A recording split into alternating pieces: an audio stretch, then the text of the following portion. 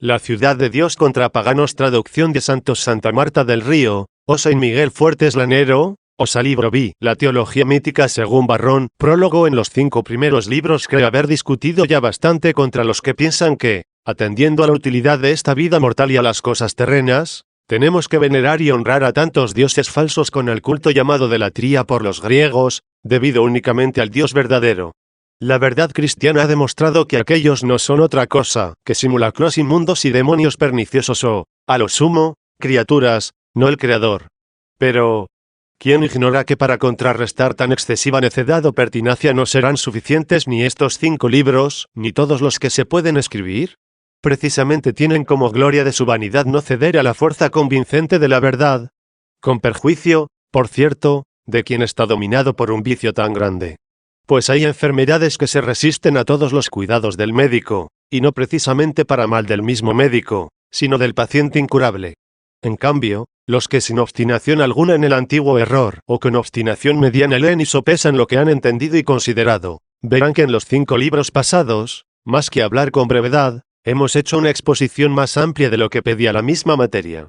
Y no pueden poner en duda que toda la animosidad, que acerca de los desastres de esta vida y derrocamiento, y trastrueque de las cosas pretenden cargar los ignorantes sobre la religión cristiana está totalmente vacía de rectitud de reflexión y razonamiento, y rebosa de la más inconsiderada temeridad y funesta cólera. Y todo esto no solo ante el disimulo, sino con la aprobación de los mismos sabios, que no tienen escrúpulo en traicionar su conciencia, dominados por insensata impiedad. Capítulo. Y los que afirman que no dan culto a los dioses por esta vida presente, sino por la eterna 1. A continuación, como lo exige el plan de la obra, tenemos que refutar y enseñar a los que reclaman el culto de los dioses de los gentiles, destruido por la religión cristiana, no por amor de esta vida, sino por la que vendrá tras la muerte. Al presente, pues, me parece bien comenzar mi disertación por el verdadero oráculo del Salmo Sagrado. Dichoso el hombre que ha puesto su confianza en el Señor, y no acude a los idólatras, que se extravían con engaños 1. Sin embargo, entre todas las vanidades, locuras y falsedades hemos de ser mucho más tolerantes con los filósofos, que no aceptaron semejantes opiniones y errores de sus pueblos. Estos levantaron estatuas a los dioses, inventando muchas falsedades o vilezas sobre los llamados dioses inmortales, admitiendo esos inventos y mezclándolos en las ceremonias de su culto. Con estos hombres, que aunque no predicaron con valentía, sí al menos en sus disquisiciones lo daban a entender y reprobaban tales falsedades, no vemos inconveniente en tratar sobre la siguiente cuestión.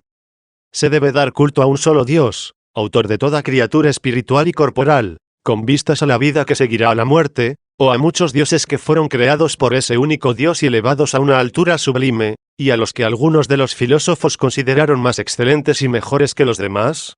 2. Por lo demás, ¿quién puede soportar la pretensión de que otorguen la vida eterna a nadie aquellos dioses, algunos de los cuales conmemora en el libro 4, y a cada uno de los cuales se encomienda una ocupación de detalles insignificantes? ¿Serán acaso los famosos sabios y perspicaces varones, que se glorían de haber aprovechado tanto con sus enseñanzas? Pretendían que todos conocieran con qué finalidad se debía rogar a cada Dios, que se le había de pedir a cada uno, no se fuera a caer en el absurdo vergonzoso, como suele ocurrir jocosamente en la comedia, de pedir agua a Baco o vino a las linfas. Serán, digo, esos quienes enseñan a los hombres, que suplican a los dioses inmortales a que, cuando piden vino a las linfas y éstas les contesten, no tenemos vino, pedid solo a Baco, puedan decir más bien, si no tenéis vino, dadnos al menos la vida eterna. ¿Hay algo más monstruoso que este absurdo? ¿No es cierto que aquellas, riéndose a carcajadas, pues tan propensas son a la risa, si no tratan de engañar como los demonios, responderán a quien les suplica: hombre, ¿piensas que está en nuestra mano dar vida, si has oído que no podemos dar la vida? Por consiguiente, sería el colmo de vergonzosa necedad pedir o esperar la vida eterna de unos dioses a quienes se atribuye hasta las últimas menudencias de esta misérrima y brevísima vida, y cuánto se relaciona con su sostenimiento, y esto hasta tal punto que, si se solicita del uno lo que está bajo la tutela y el poder de otro, se tiene por tan inconveniente y absurdo que corre parejas con la bufonería cómica. Si esto lo hacen los cómicos conscientes de su papel, ¿es justo susciten la risa en el teatro? Pero si lo realizan los necios inconscientes, con más razón se burlarán de ellos en el mundo. ¿A qué dios o a qué diosa se ha de suplicar y por qué motivo? En lo que se refiere a los dioses, que establecieron las ciudades, Lo descubrieron hábilmente los sabios y lo dejaron consignado, dijeron que se ha de pedir, por ejemplo, a Baco, a las ninfas, a Vulcano y a todos los demás, de los cuales en parte hice mención en el libro cuarto, y en parte tuve por más oportuno pasarlos en silencio. Ahora bien, si fuera un error pedir vino a Ceres, pan a Baco, agua a Vulcano, fuego a las ninfas, ¿cuánta mayor demencia no será suplicar a cualquiera de estos la vida eterna? 3. Al indagar, pues, qué dioses o diosas habíamos de pensar dan el reino terreno a los hombres, después de aclararlo todo se demostró totalmente absurdo pensar que cualquiera de toda esta multitud de dioses falsos pudiera establecer ni siquiera los reinos de la tierra. ¿No sería la más insensata impiedad admitir que puede cualquiera de estos dar a alguien la vida eterna, que, sin la menor duda ni comparación alguna, debe ser preferida a todos los reinos terrenos? El motivo que nos movía a no admitir que tales dioses pudieran dar ni el reino de la tierra no fue precisamente porque ellos eran grandes y excelsos y ese reino de la tierra tan bajo y abyecto, que no se dignaran ocuparse de eso en sublimidad tan levantada. Antes bien, por mucho que se desprecien justamente las cumbres perecederas del reino terreno, tan indignos aparecieron esos dioses, que no se les podía encomendar la donación o conservación de estos reinos. Y por esto, sí, como nos demuestran las cuestiones tratadas en los 2 libros precedentes, ninguno de aquella turbamulta de dioses, de los plebeyos digamos o de los próceres, es capaz de dar los reinos mortales a los mortales, cuanto menos podrá hacer inmortales de los mortales. 4. A esto se añade que, si tratamos con los que apoyan la veneración de los dioses, no por esta vida, sino por la que ha de suceder después de la muerte, en modo alguno merecen ya culto, ni siquiera por aquellos bienes que, como repartidos y propios, atribuye al poder de tales dioses no la verdadera, sino la falsa opinión. Así lo creen los que defienden la necesidad de su culto por los beneficios que reportan en esta vida mortal. Y contra ellos ya traté, cuanto me fue posible, lo suficiente en los 5 libros precedentes. Siendo esto así, si la edad de los que dan culto a la diosa juventud floreciera rozagante, mientras que sus desdeñadores murieran en los años de su juventud o languidecieran en ella como aquejados de debilitamiento senil, si la barbada fortuna engalanara festiva y vistosa las mejillas de sus devotos, mientras contempláramos lampiños o de barba repugnante a los que la desprecian. Aún así, diríamos con toda justicia, que hasta aquí se extiende el poder de cada una de estas diosas, limitadas en cierto modo a su oficio.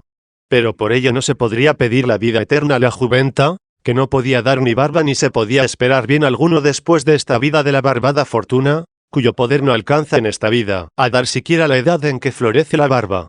Ahora bien, su culto no es necesario ni siquiera por los bienes que se les atribuyen como propios, puesto que muchos devotos de la diosa juventa no florecieron en tal edad y sí, en cambio, otros muchos sin honrarla lo zanean con el vigor de la juventud.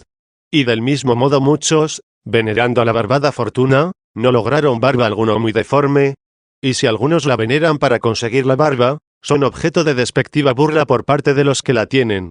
Siendo esto así, tan necio es el corazón humano que tenga por fructuoso para la vida eterna el culto de aquellos dioses, que confiesa inútil y despreciable con miras a estos beneficios temporales y fugaces, que se atribuyen a cada uno de ellos. No osaron afirmar que pudieran dar esos dioses la vida eterna, ni siquiera los que, para recomendar su culto a los pueblos ignorantes, y pensando que eran demasiados dioses, distribuyeron meticulosamente esos mismos oficios temporales a fin de que ninguno de ellos se quedara sin encomienda. Capítulo 2. Opinión de Varrón sobre los dioses gentiles. ¿Hubiera sido más reverente callar que revelar lo que reveló? ¿Quién investigó más curiosidades sobre estas cosas que Marco Varrón? ¿Quién las descubrió con mayor maestría? ¿Quién las consideró con más atención? ¿Quién las distinguió con más agudeza? ¿Quién las describió más diligente y cumplidamente?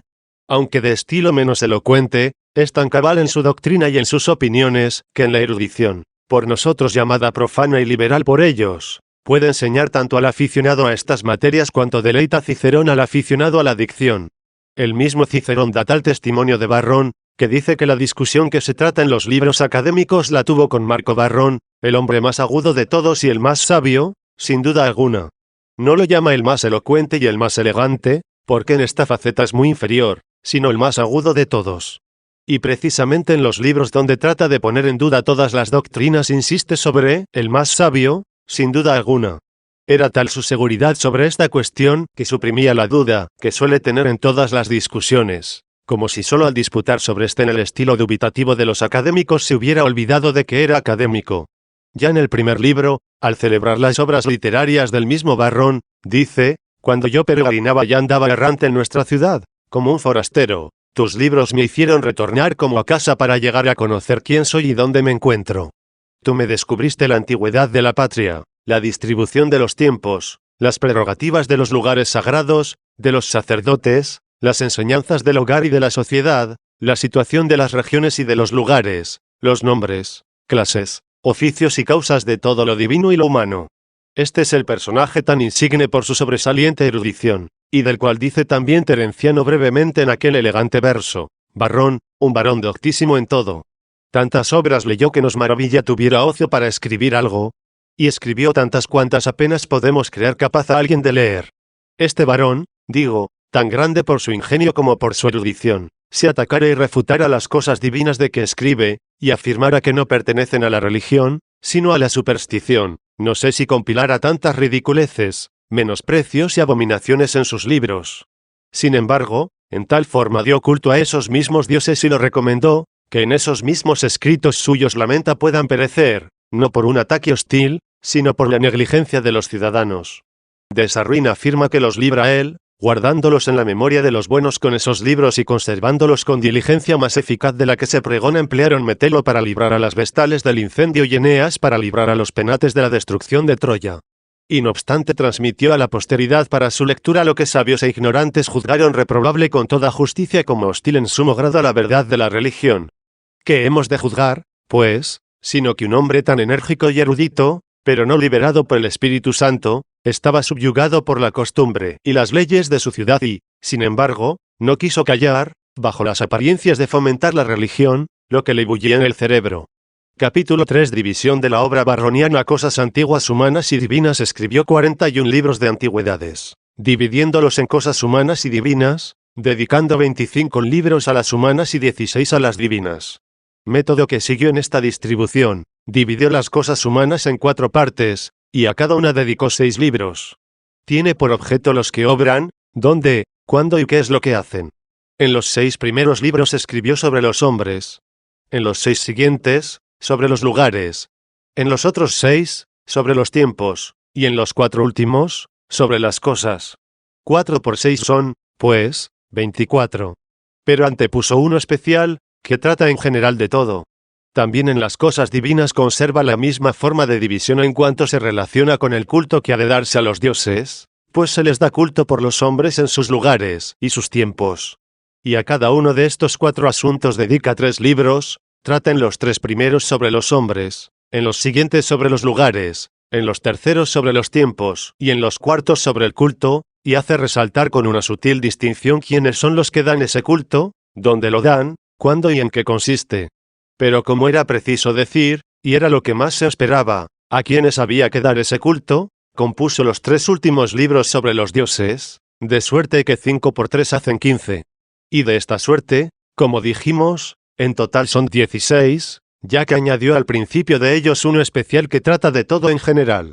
A continuación de él comienza por los 3 primeros de aquella distribución en 5 partes, que se refieren a los hombres, y trata en el primero sobre los pontífices, en el segundo sobre los augures, y en el tercero sobre los quindecimviros. Los 3 segundos tratan de los lugares, de suerte que en el uno habla de las capillas, en el otro de los templos y en el tercero de los lugares religiosos.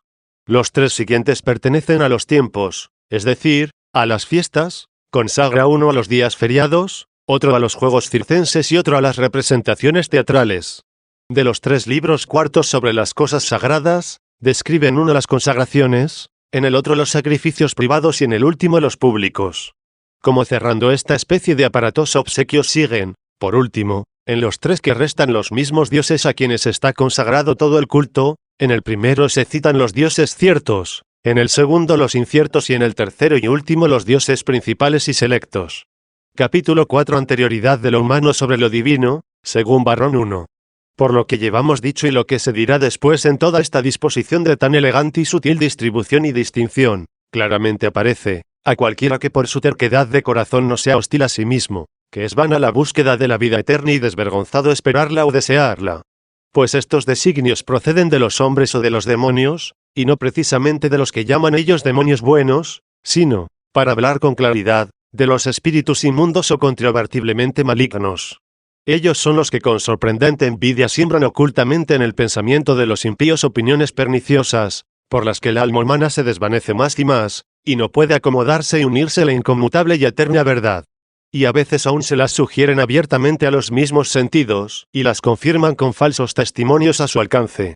Es precisamente el mismo Varrón quien confiesa haber tratado primero las cosas humanas, y en segundo lugar las divinas, por la sencilla razón de que lo primero en existir fueron las ciudades, y luego éstas crearon la religión.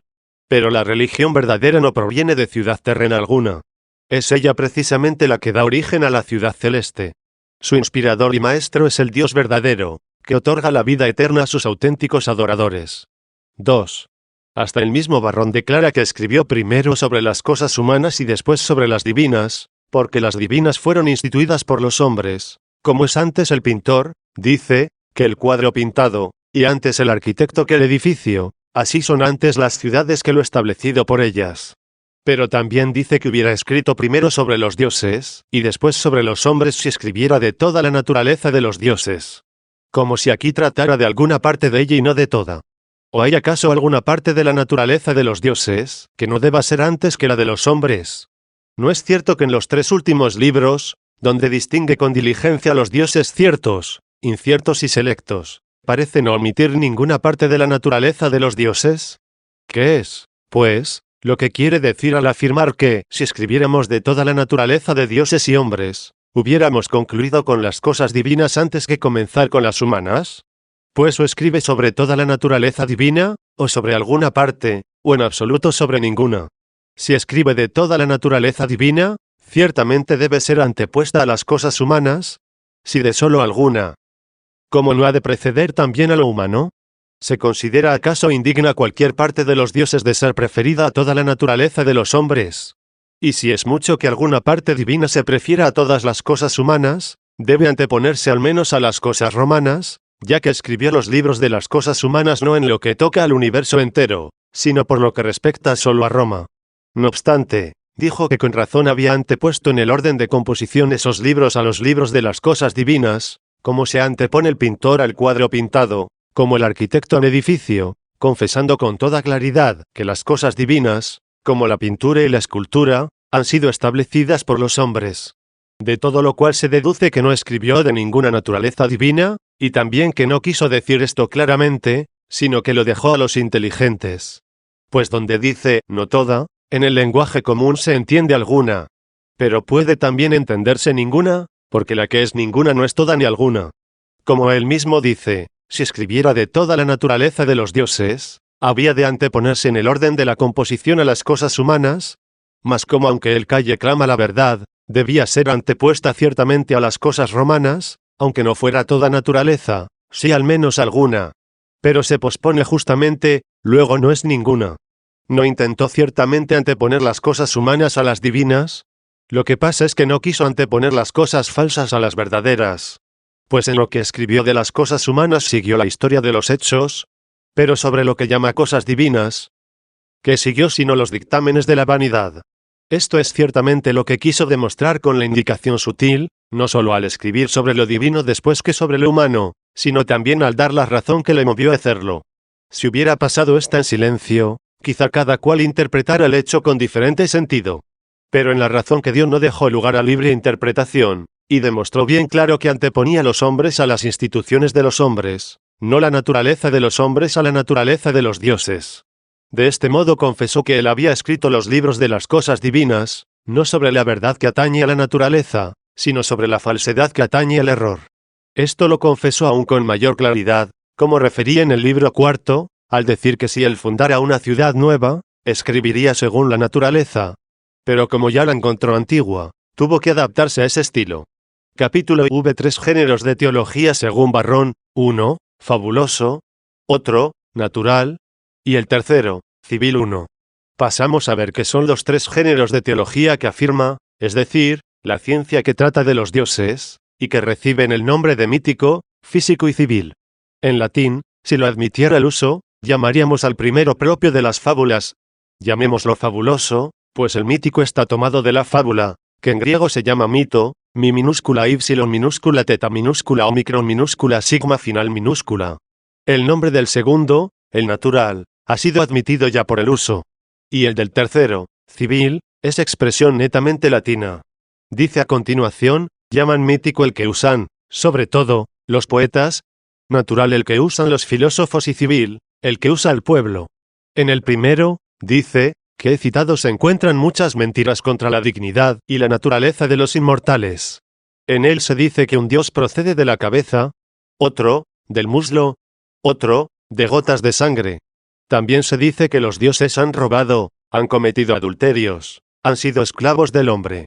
Finalmente se atribuyen a los dioses todos los desatinos que pueden sobrevenirle hasta el hombre más despreciable.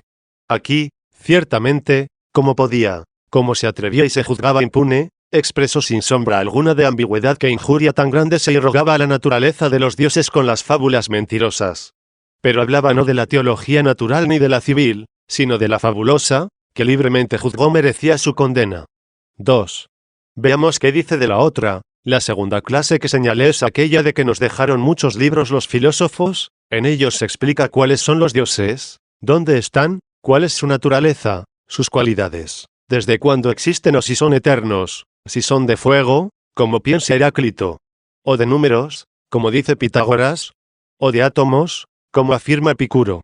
Y así otras explicaciones por el estilo, que más fácilmente pueden soportar los oídos dentro de los muros de la escuela, que fuera en la calle. Nada encontró culpable en la otra clase de teología, que llaman natural, y que es del campo de los filósofos, solamente citó las controversias entre ellos mismos, que dieron origen a multitud de sectas disidentes. Retiró, sin embargo, esta filosofía de la calle, es decir, del vulgo, y la encerró en los muros de la escuela, pero no retiró de las ciudades aquella otra tan mentirosa y tan torpe. O religiosidad de los oídos del pueblo, incluido el romano. No pueden soportar las disertaciones de los filósofos sobre los inmortales, y no solo soportan, sino que oyen con gusto las composiciones de los poetas y las representaciones de los cómicos, que van contra la dignidad y naturaleza de los inmortales y que no pueden aplicarse ni al más vil de los hombres. Y aún más, tienen por cierto que esto agrada también a los mismos dioses y que se les debe aplacar con ello. 3. Dirá alguien, distingamos estas dos clases de teología, la mítica y la física, esto es, la fabulosa y la natural, de la civil que aquí se trata, ya que él también las distinguió, y veamos ahora cómo explica la civil. Ciertamente veo las notas que caracterizan a la fabulosa, falsedad, torpeza, indignidad. Tratar, empero, de distinguir la natural de la civil. ¿Qué otra cosa es que confesar que la misma civil es mentirosa? Pues si fuera natural, ¿qué tiene de reprensible para excluirla? ¿Y si la que se llama civil no es natural? ¿Qué recomendación tiene para que se la admita? Este es el motivo por el cual escribió primero de las cosas humanas y después de las divinas, porque en las cosas divinas no siguió la naturaleza, sino las instituciones de los hombres. Examinemos ya la teología civil. La tercera clase es, dice, la que deben conocer y poner por obra en las ciudades sus habitantes, y de modo especial los sacerdotes. En ella se contienen los dioses, que debe honrar cada uno y las ceremonias y sacrificios, que debe realizar. Prestemos también atención a lo que sigue. La primera teología, dice, se acomoda más bien al teatro, la segunda al mundo, la tercera a la ciudad. ¿Quién no echa de ver a cuál concede la palma? Ciertamente a la segunda, que dijo arriba era la de los filósofos. Pues afirma que ésta pertenece al mundo, lo más excelente, dicen estos, que hay en las cosas. En cambio, distingue o separa las otras dos teologías, la del teatro y la de la ciudad. Pues vemos que no siempre lo que es propio de la ciudad puede referirse también al mundo, aunque vemos que las ciudades están en el mundo. Puede, en efecto, suceder que por influjo de falsas opiniones se dé crédito y culto en la ciudad a divinidades cuya naturaleza ni existe en el mundo ni fuera del mundo. Y, en cambio, ¿dónde se encuentra el teatro, sino en la ciudad? ¿Quién fundó el teatro, sino la ciudad? ¿Para qué lo fundó, sino para las representaciones escénicas? ¿Dónde se encuentran las representaciones escénicas, sino en las cosas divinas, sobre las cuales se escriben estos libros con tal agudeza? Capítulo vi la teología mítica, esto es, fabulosa, y la civil, contra Varrón 1. O Marco Varrón. Siendo el hombre más ingenioso y el más sabio sin lugar a dudas, pero al fin hombre y no Dios, y no levantado por el Espíritu de Dios a la verdad y a la libertad para contemplar y anunciar los divinos misterios, aciertas, sin embargo, a penetrar la diferencia tan grande que existe entre las cosas divinas y las bagatelas y mentiras humanas. Y, no obstante, temes chocar contra las opiniones y costumbres viciosísimas de los pueblos en las supersticiones públicas. Que éstas desdicen de la naturaleza de los dioses, aun de tales dioses cuales en los elementos de este mundo sospecha la debilidad del espíritu humano, bien lo percibes tú mismo cuando los consideras en todos sus aspectos, y lo repite el eco de toda vuestra literatura. ¿Qué puede hacer aquí aún el más sobresaliente ingenio humano? ¿Qué te ha favorecido a ti la doctrina humana tan elevada y múltiple que posees? ¿Deseas rendir culto a los dioses naturales y te ves forzado a dar solo a los civiles? ¿Descubriste que otros eran fabulosos, contra los cuales puedes volcar con más desembarazo lo que sientes, con lo cual, quieras o no, salpicarás también a estos civiles? Dices, sin duda, que los fabulosos están acomodados al teatro, los naturales al mundo y los civiles a la ciudad.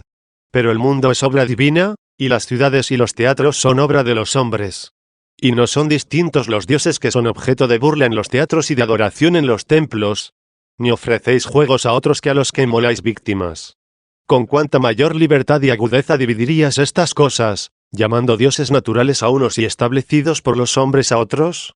Pero añadiendo que, de los establecidos por los hombres, una cosa sienten los poetas y otra los sacerdotes, y que unos y otros coinciden de tal modo en la falsedad, que en ambos se sienten complacidos los demonios, que tienen por enemiga la doctrina de la verdad. 2. Dejando de momento a un lado la teología que llaman natural, de la cual trataremos después, parece bien solicitar ya o esperar la vida eterna de los dioses poéticos, teatrales, histriónicos, escénicos. En modo alguno. Antes líbranos el Dios verdadero de tan monstruosa y sacrílega demencia. ¿Cómo? ¿Se puede solicitar la vida eterna de aquellos dioses a quienes agradan y aplacan estas cosas, renovándose con frecuencia allí sus crímenes? Nadie, pienso yo, lleva su locura hasta el punto de precipitarse en impiedad tan insensata. Por consiguiente, ni por la teología fabulosa ni por la civil puede uno conseguir la vida inmortal. Aquella, con ficciones, siembra torpezas sobre los dioses, ésta las cosecha con su apoyo. Aquella esparce mentiras, éste las recoge. Aquella ataca las cosas divinas con falsos crímenes, ésta acepta entre las cosas divinas la representación de esos crímenes. Aquella celebra en sus versos las nefandas ficciones de los hombres sobre los dioses, ésta las consagra en las festividades de los mismos dioses. Aquella canta los crímenes y torpezas de los dioses, ésta los ama. Aquella los publica o los finge, ésta o confirma los verdaderos o se deleita con los falsos. Las dos inmundas y condenables, pero aquella, que es teatral, profesa públicamente su corrupción, y ésta, que es de la ciudad, se engalana con la inmundicia de aquella. ¿Puede esperarse la vida eterna de todo esto, que está mancillando la breve vida temporal?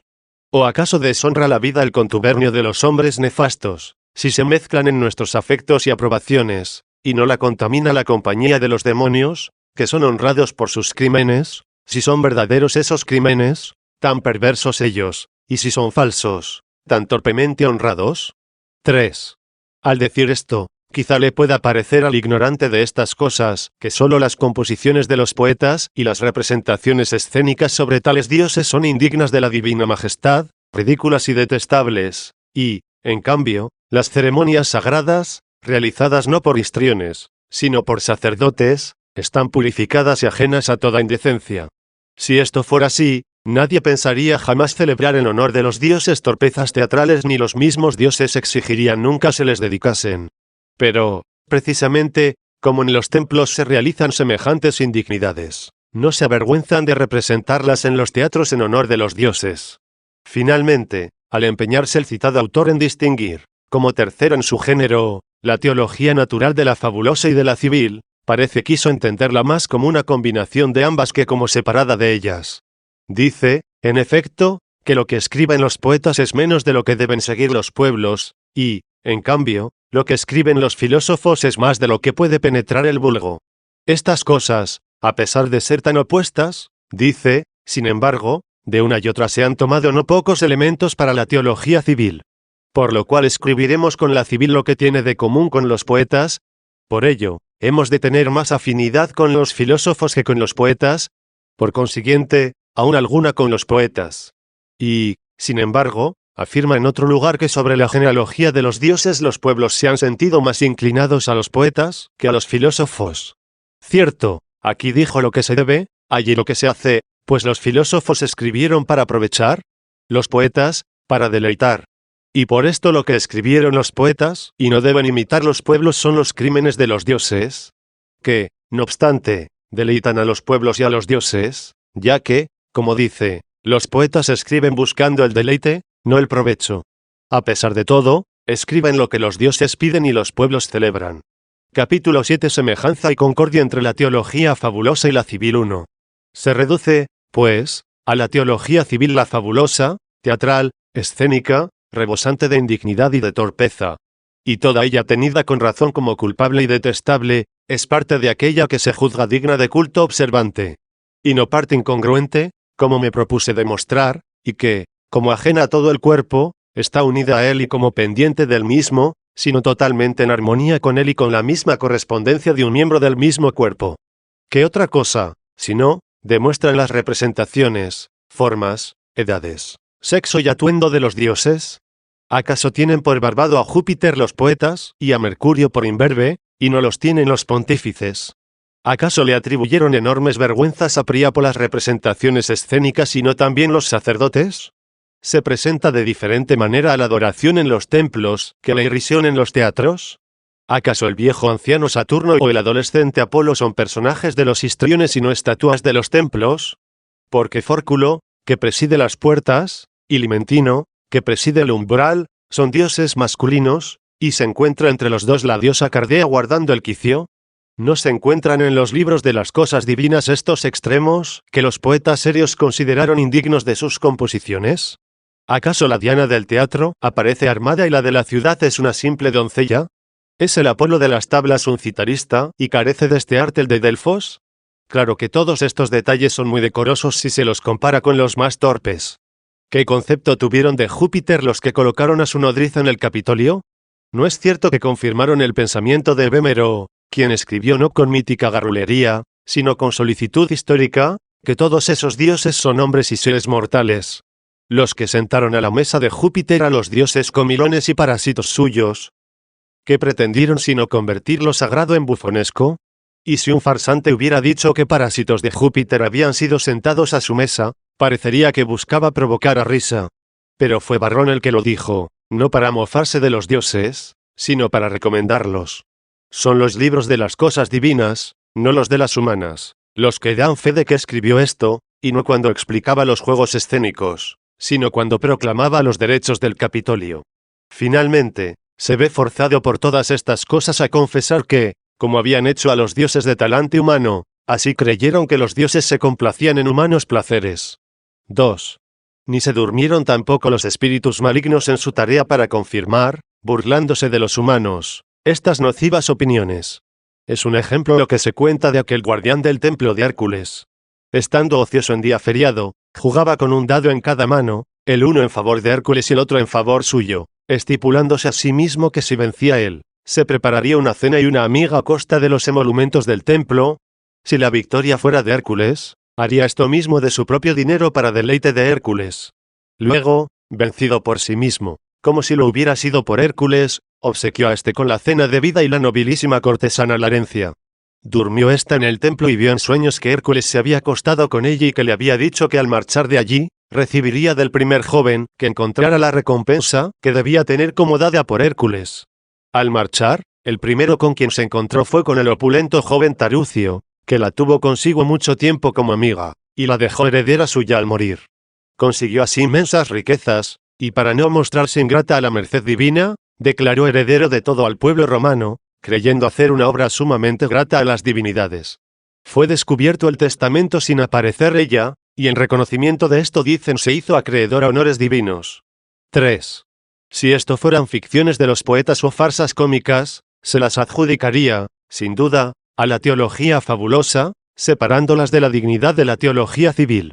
Pero como un autor de tal categoría atribuye estas torpezas no a los poetas, sino a los pueblos, no a los bufones, sino a los sacerdotes, no a los teatros, sino a los templos, es decir, no a la teología fabulosa, sino a la civil, No en vano los histriones representan en sus comedias la deshonestidad de los dioses, y sí intentan en vano los sacerdotes, por su parte, plasmar en sus ceremonias sagradas una honestidad de los dioses, que no existe. Existen misterios de Juno, y tienen lugar en su predilecta isla de Samos, donde se entregó por esposa a Júpiter. Existen misterios de Ceres, y en ellos se busca a Proserpina arrebatada por Plutón.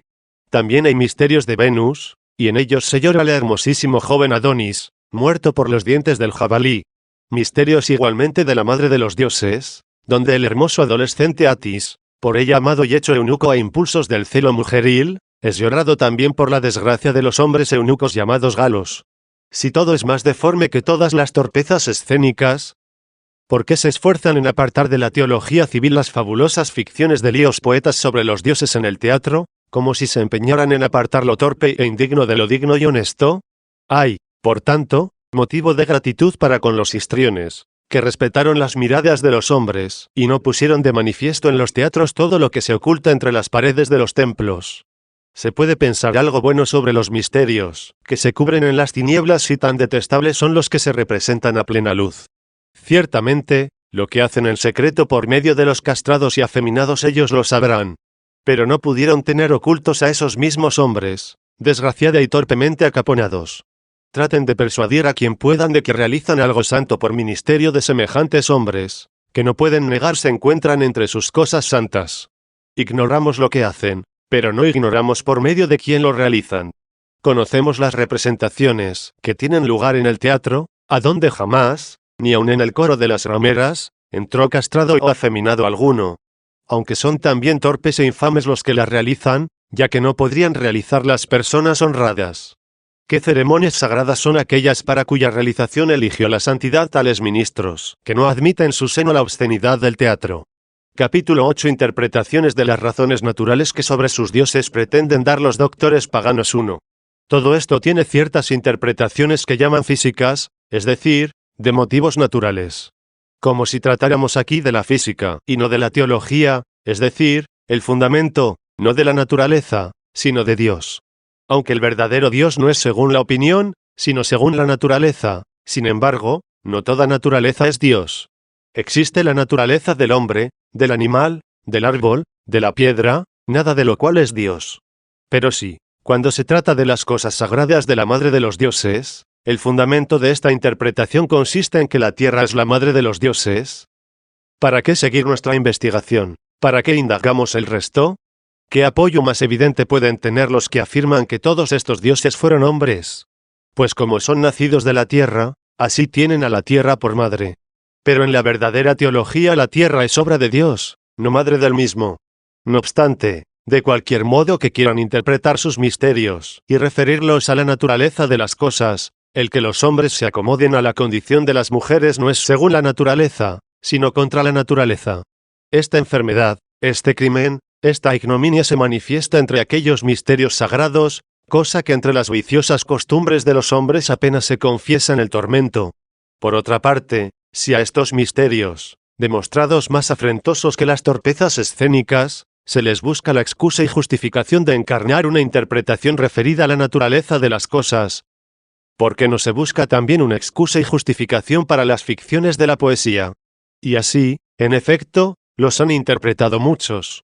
De tal suerte que aun el hecho que tienen por más monstruoso y nefando de haber devorado Saturno a sus hijos lo interpretan algunos como la duración del tiempo, significado por Saturno, que va devorando cuanto engendra, o también, en opinión de Varrón, en el sentido de que Saturno pertenece a las semillas, que vuelven de nuevo a la tierra de que nacen. Así también tienen otras diferentes interpretaciones para esto, y de modo semejante para lo demás. 2. Y, sin embargo, se llama fabulosa esta teología, a la que se reprende, se rechaza y ataca con todas esas sus interpretaciones. Y con justa razón, por haber inventado cosas indignas acerca de los dioses, se la separa con repudio no solo de la natural, que es propia de los filósofos, sino también de esta civil que tenemos entre manos y que se dice pertenece a las ciudades y a los pueblos. La razón de este repudio es que los hombres tan perspicaces y sabios que escribieron esto veían reprobables ambas, la fabulosa y la civil, pero se atrevían a reprobar la primera y no la segunda, propusieron la fabulosa como culpable, y explicaron la civil como su semejante. no de suerte que ésta fuera mantenida con preferencia a aquella, sino de suerte que se la conociera tan censurable como ella. Y así, evitando el peligro de los que temían censurar la teología civil, con la censura de una y otra pudiera encontrar lugar entre los espíritus mejores la que llaman natural. En efecto, la fabulosa y la civil son a la vez fabulosas y civiles.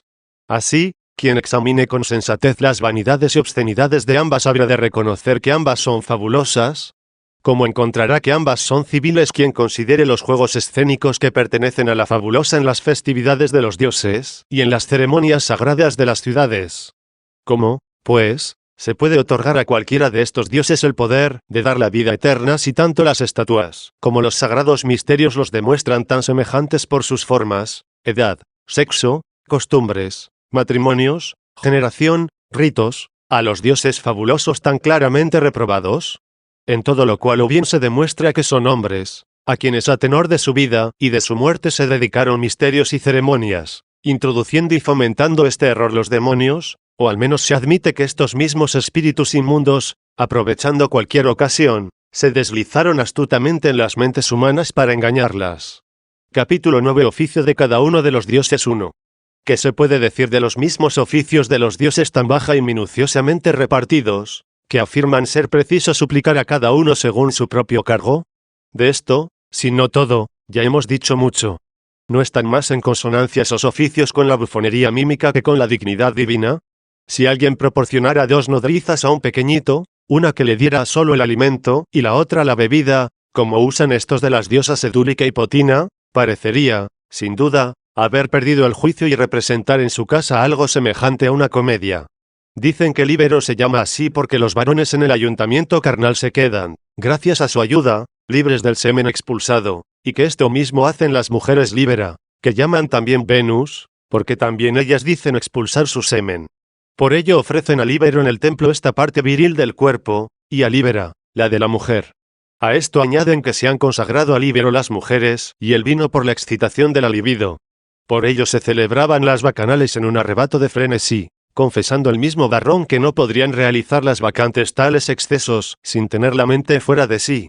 No vio bien esto luego el Senado, más cuerdo, y mandó suprimirlo. Al fin parece percibieron aquí el poder de los espíritus inmundos al ser tenidos por dioses en las mentes de los hombres. Esto ciertamente no se haría en el teatro, pues allí se divierten, sin estar fuera de sí, aunque sea algo semejante al frenesí el tener dioses, que se deleitan con semejantes diversiones. 2. ¿Qué se quiere decir cuando se afirma que el religioso se diferencia del supersticioso en que éste teme a los dioses y, en cambio, el religioso los venera más bien como padres, que los teme como enemigos? ¿Y qué quiere decir cuando afirma que todos los dioses son tan buenos, que son más inclinados a perdonar a todos los culpables que a perjudicar a los inocentes? Sin embargo, recuerda que a la mujer que ha dado a luz le asignan 3 guardianes, a fin de que no se introduzca Silvano por la noche y pueda perjudicarla. Y como símbolo de esos 3 guardianes rondan 3 hombres por la noche el umbral de la casa y lo golpean primeramente con una segur, después con un mortero y al fin lo barren con escobas para que con estos signos de la cultura quede prohibida la entrada a Silvano. Y la explicación es que ni los árboles se cortan y se podan sin el hierro, ni la comida se prepara sin el mortero, ni los frutos se amontonan sin la escoba. De esos 3 elementos tomaron nombre los dioses llamados Intercidona, del corte de la segur; Pilimno, del mortero; de Berra, de la escoba, dioses guardianes de la prole contra la embestida del dios Silvano. Nada valdría ciertamente contra la crueldad de un dios nocivo la custodia de los buenos, si no se juntaran muchos contra uno luchando con los signos contrarios de la cultura, contra este dios fiero, horrendo e inculto como silvestre que es. ¿Es esta acaso la inocencia? ¿Es esta la concordia de los dioses? ¿Son estas las divinidades útiles de las ciudades, más dignas de risa que los escarnios de los teatros? 3. En el matrimonio del varón y la mujer interviene el dios yugatino. Pasa este detalle. Pero para conducir a casa a la prometida se acude al dios Domiduco, para que esté en casa, al dios Domicio, y para que permanezca con el varón, a la diosa Manturna. ¿Para qué buscar más? Téngase consideración al pudor humano, sea la concupiscencia de la carne y de la sangre la que lleve a cabo el resto, procurando el recato del pudor. ¿Para qué llenar la alcoba de una turba de divinidades cuando aun los paraninfos se apartan de allí? Y no se llena precisamente para que su presencia sea garantía más segura del pudor, sino para que la mujer, débil por su sexo y tímida por la novedad, pierda sin dificultad su virginidad con la cooperación de aquellos. Allí están presentes la diosa Virginiense, el dios Subigo, la diosa Madre Prema, la diosa Pertunda, Venus, Príapo. ¿Qué es esto? Si en menester semejante era preciso que los dioses ayudasen al varón en apuros, no bastaría uno o una sola. ¿No sería suficiente Venus sola, que recibe ese nombre precisamente porque sin su vigor la mujer no deja de ser virgen? Si existe en los hombres algún pudor, que no lo tengan los dioses, al creer los casados que están presentes tantos dioses de uno y otro sexo, y que son instigadores del acto, no se sentirán invadidos de tal vergüenza, que él se conmueva menos y ella oponga mayor resistencia. Si está la diosa virginiense para quitar el cíngulo a la doncella, si está el dios Subigo para someterla al varón, si la diosa Prema, para que sometida sea apretujada sin moverse. ¿Qué hace allí la diosa Pertunda? Cúbrase de vergüenza y váyase afuera. Deje que haga algo el marido. Es sumamente vergonzoso que lo que significa su nombre lo haga otro por él. Quizás se tiene cierta tolerancia porque es una diosa, y no un dios. Pues si se tuviera por dios y se llamara Pertundo, seguramente que, en defensa del pudor de su esposa, pediría el varón auxilio contra él más que la recién parida contra Silvano. Aunque, ¿para qué decir esto estando allí un dios tan masculino como Príapo, sobre cuyo monstruoso y torpísimo miembro mandaban sentar a la nueva desposada las matronas, según honestísima y religiosísima costumbre? 4.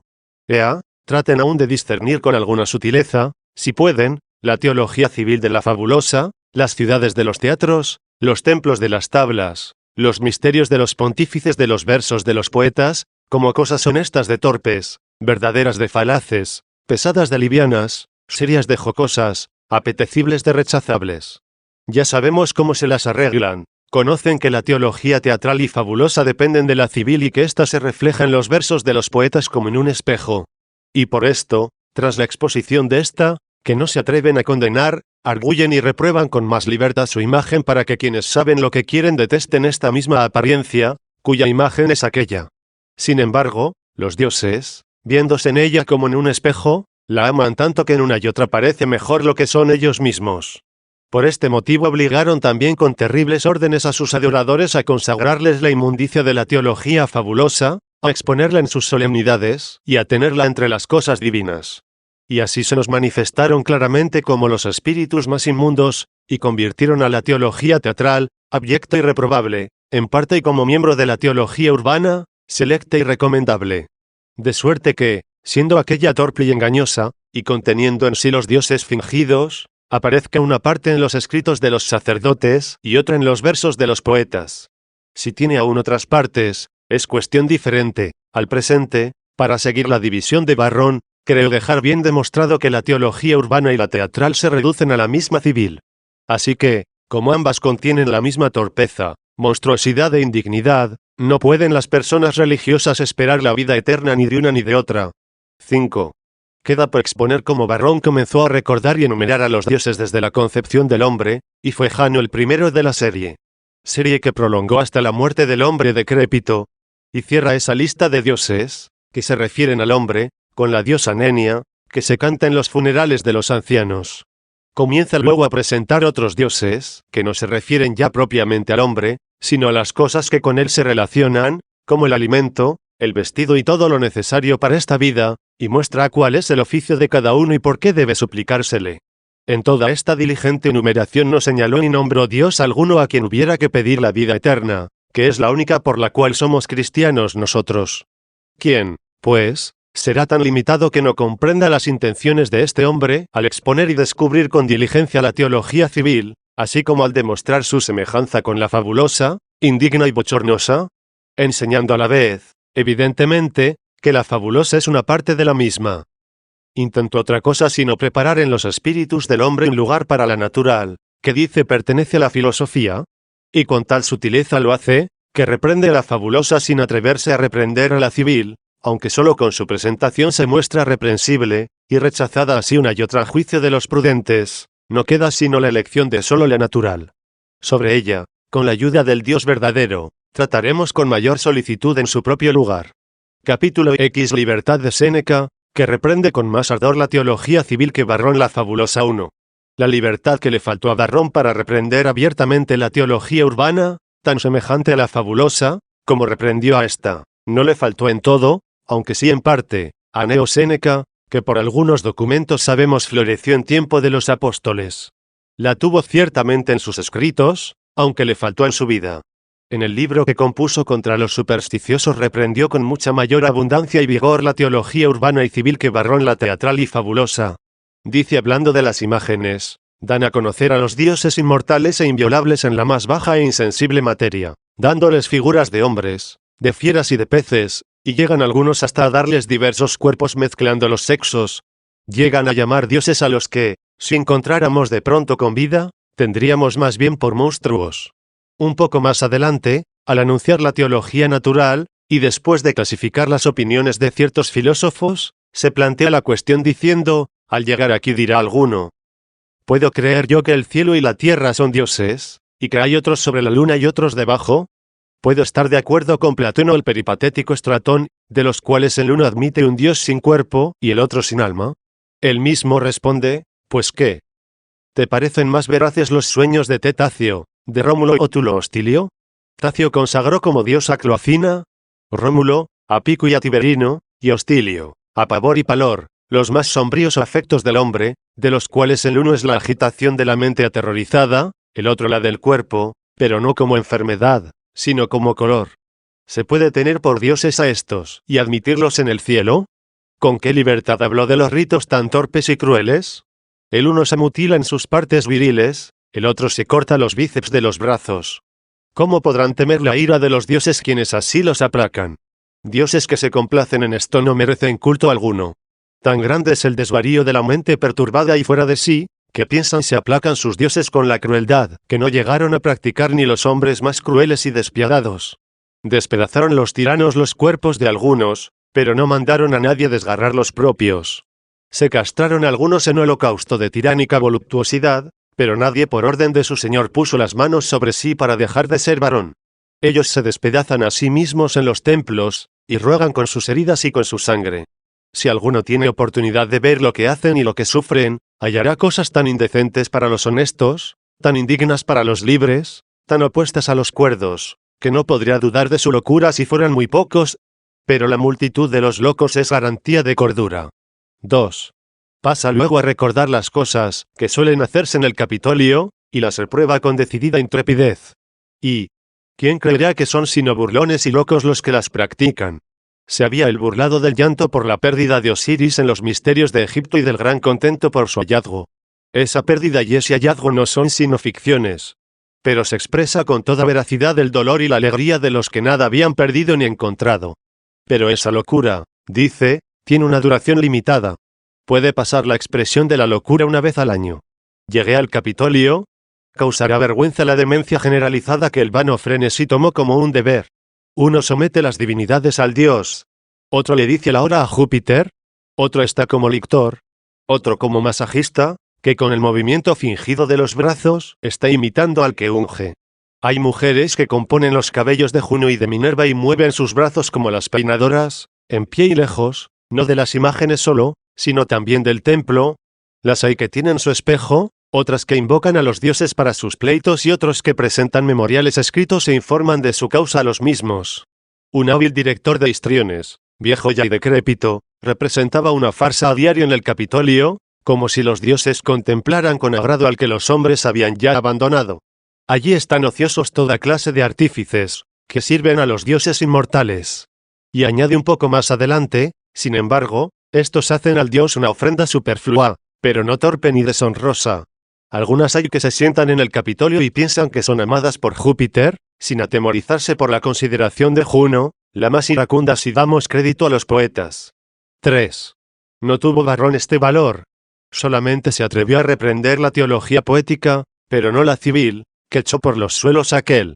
Si miramos bien las cosas, son peores los templos donde se celebran estas ceremonias que los teatros donde se simulan. Por ello, Séneca eligió para el sabio estas partes en los misterios de la teología civil, para no tenerlos en la religión de su espíritu, sino fingirlos en sus actos. Dice, todo esto lo observará el sabio como ordenado por las leyes, no como agradable a los dioses. Y añade luego, ¿Qué es el casar a los dioses, y sin piedad siquiera, hermanos y hermanas? Emparejamos a Belona con Marte, a Venus con Vulcano, a Neptuno con Salacia. A algunos, sin embargo, los dejamos célibes, como si les faltara algún requisito, sobre todo habiendo algunas viudas, como Populonia Fulgora, o la diosa Rumina, a quienes no me maravilla haya faltado pretendiente. Y toda esa noble panda de dioses, que amontonó una larga superstición en el largo paso del tiempo, hemos de adorarla, dice, pero con la condición de tener presente que su culto tiene más relación con la costumbre que con la realidad. Por consiguiente, ni aquellas leyes ni la costumbre establecieron en la teología civil lo que era agradable a los dioses, o se refería a esa cuestión. Pero él, a quien la filosofía había hecho en cierto modo libre, como era un ilustre senador del pueblo romano, veneraba lo que reprendía, practicaba lo que refutaba, adoraba lo que hallaba culpable. Es decir, la filosofía le había enseñado algo grande, el no ser supersticioso en el mundo. Sin embargo, por respeto a las leyes de los ciudadanos y a las costumbres de los hombres, no representaba ciertamente un papel importante en el teatro, pero lo imitaba en el templo, y por ello tanto más digno de censura cuanto que inducía al pueblo a juzgar que sus prácticas las hacía convencido. Y, en cambio, el actor deleita con la actuación más que engaña con la mentira. Capítulo 11. Juicio de Séneca sobre los judíos. Entre otras supersticiones de la teología civil, censura Séneca también las prácticas religiosas de los judíos y, sobre todo, los sábados. Dice que es inútil su celebración, ya que, estando ociosos un día en la semana, pierden casi una séptima parte de su vida y salen perjudicados al no realizar muchas necesidades urgentes. Y, sin embargo, no se atrevió a mencionar a los cristianos, tan enemigos de los judíos. No los mencionó en ninguno de los dos extremos, es decir, ni alabándolos contra la usanza de su patria ni reprendiéndolos, quizá contra su propia voluntad.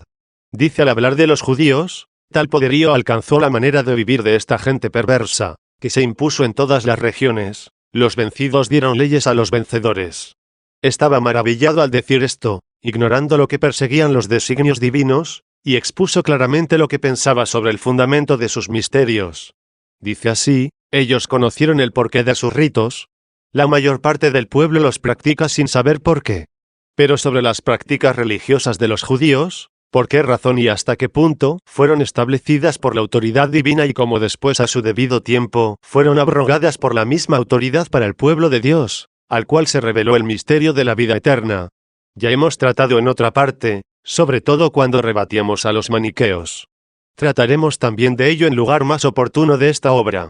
Capítulo 12. Descubierta la vanidad de los dioses gentiles. Está fuera de toda duda que no pueden dar la vida eterna a nadie quienes no ayudan ni a la misma vida temporal. Hemos tratado hasta el presente de las tres teologías que llaman los griegos mítica, física, política, que puede equivaler a los nombres latinos fabulosa, natural y civil, y hemos demostrado que no se ha de esperar la vida eterna ni de la fabulosa, que los mismos adoradores de tantos dioses falsos reprendieron con tal libertad, ni de la civil, de la cual está demostrado ser aquella una parte, y es tan semejante o aún peor. Si a alguien no le parece suficiente lo que se ha dicho en este libro, añade a tantísimas disertaciones de los libros anteriores, sobre todo del cuarto, acerca de Dios como dador de la felicidad. Pues, ¿a quién habían de consagrarse los hombres con vistas a la vida eterna sino la felicidad, si la felicidad fuera una diosa? Pero como no es una diosa, sino un don de Dios. ¿A qué Dios sino al dador de la vida eterna hemos de consagrarnos los que con piadosa caridad amamos la vida eterna, donde se halla la felicidad plena y verdadera? De todo lo expuesto pienso que nadie puede dudar que no da la felicidad ninguno de estos dioses que reciben tanto y tan inmundo culto, y si no lo reciben, se irritan más torpemente aún, con lo que se delatan como los espíritus más inmundos. En fin, ¿quién no da la felicidad? ¿Cómo puede dar la vida eterna? Llamamos vida eterna a aquella en que la felicidad no tiene fin. Pues si el alma viviera en los tormentos eternos en que son atormentados los mismos espíritus inmundos, más bien muerte que vida debiera llamarse esa. No hay, en efecto, muerte más radical ni peor que aquella en que no muere la muerte. Pero como el alma, por su naturaleza, ha sido creada inmortal y no puede existir sin vida alguna, su muerte suprema es el apartamiento de la vida de Dios en la eternidad del tormento. Por consiguiente, solo el que da la verdadera felicidad puede dar la vida eterna, es decir, felicidad sin fin. Esta, queda demostrado, no pueden darla a los dioses que adora la teología civil. Así que no deben ser honrados por las cosas temporales y terrenas, como hemos demostrado en los 5 libros anteriores, y mucho menos por la vida eterna que seguirá a la muerte, lo que con la ayuda de los otros hemos probado en este solo. Pero como la fuerza de la apatía tiene tan grandes raíces, si alguien piensa que he hablado poco sobre el rechazo y cautela contra esta teología civil, preste atención al libro que, con la ayuda de Dios, seguirá.